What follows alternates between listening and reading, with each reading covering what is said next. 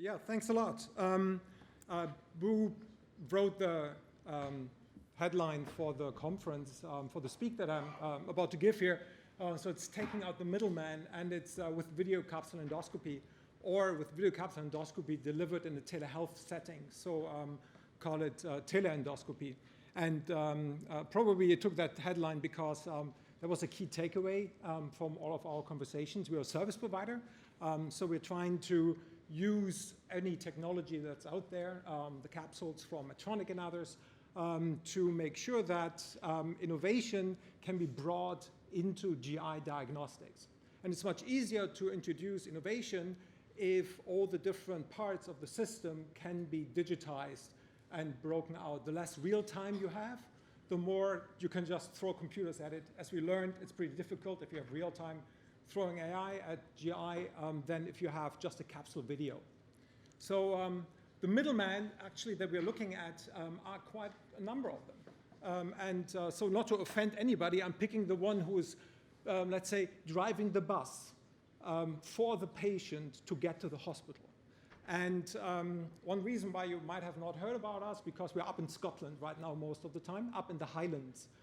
So the bus that brings the patient from Thurso all the way up to the top, down to Ragmore to the hospital to get a colonoscopy, is the one who we're looking to target right now. So at the moment, there's a major travel to get first to the consultant, get the referral, get them to the hospital, do the colonoscopy, maybe see another consultant again. And so we're trying to figure out what is a process that can replace that for the diagnosis. And that's exactly what we have been doing here. So we introduced a managed service for colon capsule endoscopy. We also do small bowel readings and stuff, but the colon capsule endoscopy part is the one that we feel has the highest potential for a big impact. There are very few of them being used right now. The chance to replace pure diagnostic colonoscopies for a large number of patients, not all of them, certainly not. Right now we're looking primarily at symptomatic patients, the ones that flood the system very often, are top on the priority list to be seen by yourself for a colonoscopy at the moment, are the ones that we are targeting. So we are providing the managed service where the patient gets referred, the consultant vets the patient and sends the referral to us. Then we take over, make sure that the patient is well informed, is well prepped. Obviously, we know prepping with capsule endoscopy is more important than, or well prepped is more important than colonoscopy. We can't rinse with this little capsule. We depend on what we can see, and therefore make sure that we work a little bit more intensively with the patient. If that is successful, they get the capsule, kit is brought on, capsule swallowed, video recorded, video uploaded to our team. That's a second big portion of what we're doing in this process, is that we're then analyzing the video. And we do this in two steps. First, the nurse looks at the video, does the bulk of the work, all the landmarks, bowel prep, classification, and so forth. And once that's done, hands the pre-processed video over to an expert consultant as part of our team, who would then do the final analysis, writes the report, and sends it to the referring gastroenterologist electronically to validate and sign off and do the diagnosis. That whole process is electronic, and you can already see I'm emphasizing a couple of the aspects of here, the analyzing of the video, where we're seeing the potential then also to use artificial intelligence. And that's what we're working on right now. I'm crediting here Innovate UK that granted us, that's a consortium together with the NHS Highland, NHS Arden Gem CSU down here, the Catapult satellite applications, Wolfram Technologies, and the universities in Barcelona. Don't want to forget anybody. And our focus here is to use AI to increase the productivity of our nurses that do the first pass of the reading. And I like to just let it sink in a little bit, because the notion that I take from that is that because we are a service provider and we own this whole process, we have the opportunity to slowly but surely embed AI into our workflow and start out with the most obvious one, and that is go through the video, find what is important, and give a score of did you miss anything? And that helps the nurse to reduce the time, and I put up here a couple of times specifics. So it's 45 minutes that on average right now a nurse spends looking at a column video here. It's another 12 minutes that the expert then looks at it and validates the video, and another 10 finally for the consultant to read the report. Primarily what we want to do, we want to reduce the time of the nurse, first of all, maybe by half. It might increase a little bit the time even for the expert to then look at that video, because they might not trust the AI as much that they trust the nurse if they now suddenly are so much faster than before. So we expect that there is a mix in this, but we're trying to be careful, and we want to make sure it's a trusted evolution that we're going through.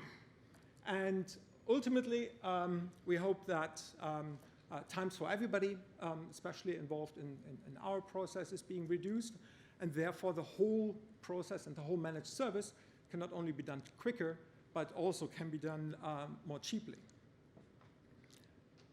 There's obviously more room for improvement in there, and we're already working on the first step out here, and that is the triaging, to introduce AI into the triaging, because selecting the right patient for a colon capsule endoscopy is a tricky one as well.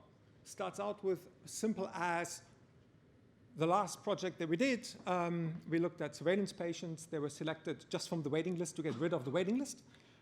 There were a lot of patients in there that had a previously positive colonoscopy. We found polyps as well. They were sent to another colonoscopy. It doesn't make any sense.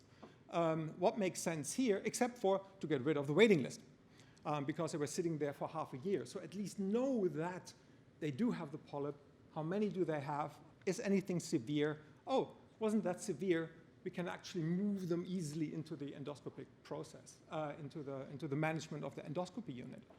And, but more importantly, the triaging today, very much an expert system approach. It's either the actual expert or the expert translated into a traditional AI system, old school expert system like Babylon Health does it. But here now looking at many more parameters, because we capture so much data.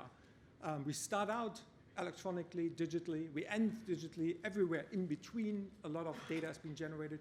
So why not make use of it all the way at the beginning of the process to figure out, is that patient actually able to comply with the bowel prep, therefore have a clean image? If that patient actually able to travel to a colonoscopy or not, therefore a home delivered service is the one that might be more appropriate. Is this whole thing fitting into the current budget? If yes, then great. You select that patient for the workflow or for a different one or for CT colonography.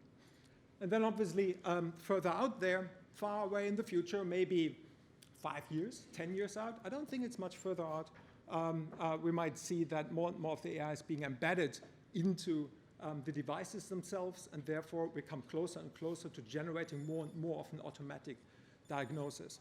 So all of this is happening right now. So when I just mentioned at the beginning, we're out in the Highlands. The NHS Scotland tendered out. That's now half a year, a little bit more than half a year ago, or they tendered out a year ago. We started in July a project called ScotCap. And there we have now concluded the first phase of a two-phase project, where the second phase leads to a complete rollout of colon capsule endoscopy for symptomatic patients across all of Scotland. We finished with 323 patients, and can't yet talk a lot about the results, but we continued in the intermediate phase with the service that we did. So everybody was happy enough to continue the service and move towards now figuring out how to actually roll this out. And therefore, there's no AI in there yet. Our prototypes help us to improve the classification of more data so that we can keep on training the system better and better. We started experimenting with figuring out what data can we use to triage the patient better, and trying to look across with everybody else who's working on AI, how far are we seeing this going, and therefore how much can we embed into our process, whether it's our own AI, somebody else's, whether it's any other surrounding technology. But the trick here is increase capacity, make GI diagnostics cheaper, make it faster. We're talking about a turnaround time on average for a patient from referral to report of 20 days, including waiting for the patient to actually call you back and stuff like that. And make it local. Bring it to the patient so that the patient doesn't have to travel, so that at least one of the middlemen is being cut out, and maybe it's an Uber driver. Sorry, but that's life. Thank you.